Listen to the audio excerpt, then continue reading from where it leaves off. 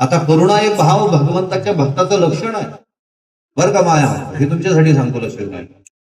करुणा हा भाव जो असतो ना, तुकाराम महाराज म्हणले, जे का रंजले गांजले त्यासी म्हणी जीवा फुले, तोची साधू ओळखावा देव तेथीची जाणावा, दया करणे जे पुत्रासी तेच दासा आणि दासी. काय म्हणले? दया करणे जे पुत्रासी तेच दासा आणि दासी. करुणा. आई आपल्या मुलाच्या संदर्भात जी करुणा ठेवते तीच करुणा दुसऱ्या मुलाच्या संदर्भात ठेवेलच अजिबात नाही ठेवत. मना सोन्या पुन्हा शेंबड्या काय करते असा आपला भाव. हे सत्य आहे माझे.